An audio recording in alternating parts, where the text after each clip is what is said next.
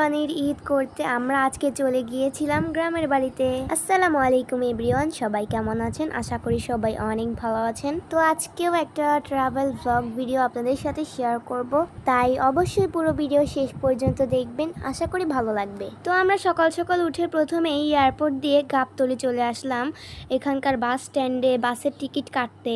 তো এখানে এসে দেখলাম যে সব ভালো ভালো বাসের টিকিট বুক হয়ে গিয়েছে। সিরাজগঞ্জ এক্সপ্রেসে এর আগের বার আমরা গিয়েছিলাম, ওখানেও নাকি বুক হয়ে গিয়েছে। তারপরে আমরা সিলভার লাইন একটা বাস নামের একটি বাসের টিকিট কাটলাম, দুইজনের সিটের এক একটা টিকিট 700 টাকা করে নিয়েছিল। ওরা তো বলছিল ওদের সার্ভিসটা ভালোই, এখন উঠে দেখা যাক কেমন ওদের সার্ভিস। আমরা হচ্ছে 7:30টার দিকে গাবতলী এসে পৌঁছেছিলাম।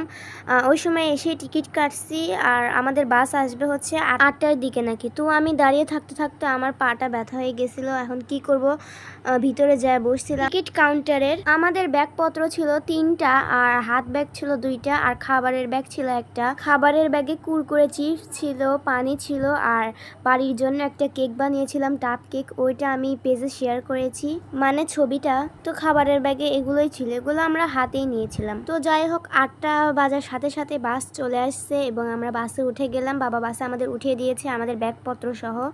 তো বাবাকে বিদায় দিয়ে আমাদের বাসটা ভেবেছিলাম ছেড়ে দিবে, কিন্তু ওইখানে লেট করেছে আধা ঘন্টা, মানে যাত্রী তুলতেছে তো তুলতেইছে লোকাল বাসের মতো পুরা। আর বাসটাও দেখতে পাচ্ছেন খালিই ছিল, আর যেখানেই লোকজনের ভিড় দেখছে বেশি সেখানে বক বক শুরু করে দিচ্ছে যে ঢাকা টু পাবনা, ঢাকা টু পাবনা, এরকম করে বলতেছে যে পাবনা পাবনা। এটা যে একটা টিকিট করা বাস, এটা শুধু বাইরে দিয়ে দেখেই মনে হচ্ছে, আর ভিতর দিয়ে মানে পুরা লোকাল বাসের মতো। এই বাসটা বারবার যাত্রী নেওয়ার জন্য থামায়, পুরা সিরাজগঞ্জ পর্যন্ত এরকম বিহেভ করছে, যাত্রী উঠাইছে আর নামাইছে, এই জন্য আমাদের পৌঁছাতেও লেট হয়ে গেছিল। আমরা হচ্ছে উঠছিলাম গাবতলী থেকে আর নামবো বাঘাবাড়ি। এই বাসটা যে লোকাল বাসের মতো এটা আমরা আগে জানতামই না, জানলে কখনো এই বাসে উঠতাম না। এই বাসটা যে লোকাল বাসের মতো বিহেভ করছে, তাও কিন্তু ভাড়া 1 টাকা কম রাখে নাই, একদম ডাইরেক্ট বাসের মতনই ভাড়া রাখছে। তো এখানে দেখলেন যে আমরা কুরকুরে চিপস আনছিলাম, তারপর এটা আমরা খাচ্ছিলাম সেতুর উপরে উঠে।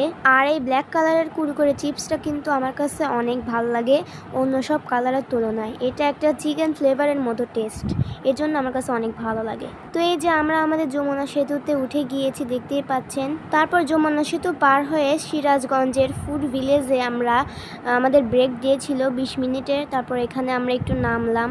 আগে ফুড ভিলেজের আশেপাশে অনেকগুলো দোকান ছিল, কিন্তু এখন ফুড ভিলেজটা কেমন জানি অন্যরকম হয়ে গেছে। তো এখানে এসে আমরা তেমন কিছু খাইনি, আমরা মানে আমি আর আমার আম্মু বেশিরভাগ বমি করি, তাই এইবার 2টা বমির ওষুধ কিনে খেয়ে নিয়েছিলাম, তাই এইবার আমাদের বাসে বমি হয়নি। ফুড ভিলেজের মিষ্টি কিন্তু আমার কাছে খুবই ভালো লাগে, কিন্তু এই কারণে বমির কারণে মিষ্টি খাইনি। যদি আবার বাসে বমি হয়, এখনও তো 1-2 ঘন্টার রাস্তা, তাই না? তারপর আমরা ওই ফুড ভিলেজের হোটেলে গিয়ে একটু ফ্রেশ ট্রেশ হয়ে নেই।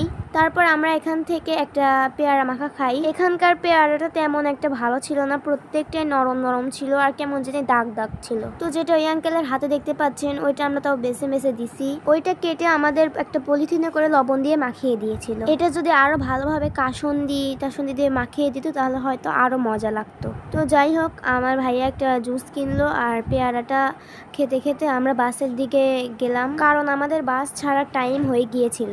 এখানে আবার 2জন যাত্রী দেরি করে আসছিল, তারা হয়তো খাওয়া দাওয়া করতেছিল বেশি করে, এই জন্য আমাদের আবার অনেকক্ষণ ওয়েট করতে হয়েছে ওদের জন্য। তারপর আমরা 1টা-1:30টার দিকে বাস থেকে নেমে বাঘাবাড়ি থেকে একটা সিএনজি তারপর অটো করে চলে আসলাম বাড়িতে। তো এই ছিল আমার আজকের ট্রাভেল ব্লগ ভিডিও। আজকের ভিডিওটি যদি আপনাদের কাছে ভালো লেগে থাকে, তাহলে অবশ্যই লাইক কমেন্ট করে পাশে থাকবেন। আরও নতুন নতুন এরকম ব্লগ ভিডিও দেখতে আমার পেজটাকে ফলো করে রাখবেন। আল্লাহ হাফেজ।